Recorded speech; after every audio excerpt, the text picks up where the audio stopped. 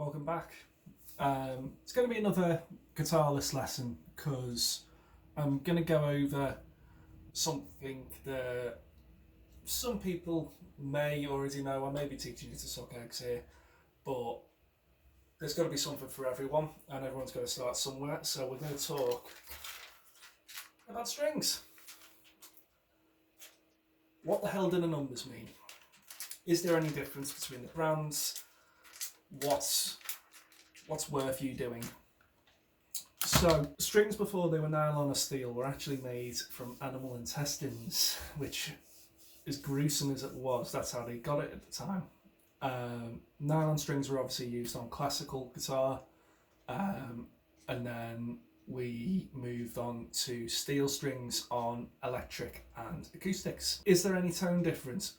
Not really. On acoustics, you may find that there's a bit of difference because, for instance, a lot of people use electric guitar strings on acoustic. It makes the sounds a bit sharper, and because they typically come in thinner gauges, you can get some nicer bends and stuff with them. I don't, because I like quite thick strings. I use a copper phosphorus pack on my acoustic.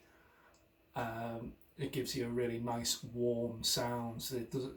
I don't know why it's different, but it is. Electric guitar strings are typically thinner, but the big advantage is that you can choose how comfortable and how flexible the strings are depending on the tuning. So if you're starting out, you typically have 8 or 9 gauge strings on your guitar, which means they are 0.08 of a mil. And these strings are good for E standards and half step tuning. I wouldn't go any lower with them because it becomes a balancing act between the tension on the string and how high or low you've tuned it. So if you're using a thinner string gauge and you try to tune it dead low into like the drop A territories, you're not going to have any definition in your sound because the strings are simply not going to have enough tension to maintain the tuning. What would I suggest? I would suggest that you experiment around. That's the big thing. That's a big thing with guitar playing in general, is experimenting around with what makes you feel comfortable. I ended up with these on.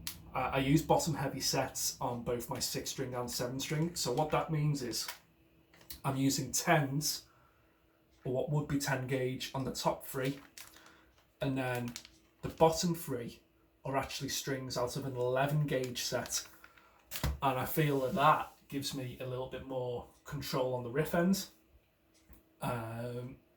while still being able to do all the cool bends and stuff like that on the higher strings. You may not like that. That's the thing. That this is my preference. I should also mention as well, before I sign off, that your guitar's scale length has a lot to do with strings as well. Now, a scale length is how long a guitar is from the nut to the bridge. Now, a Les Paul, for instance, has a longer scale length than a Stratocaster, which means you can tune thicker strings lower without it really having much of an effect. The last point is brands. Is there any difference between the brand? Not really. It's all down to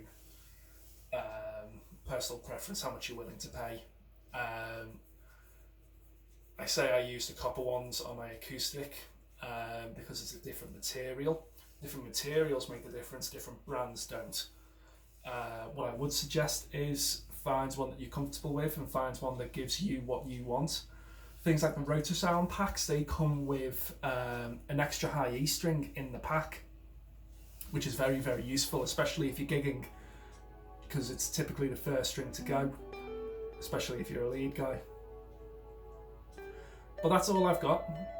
I hope I haven't rambled too much, and I'll see you for the next one.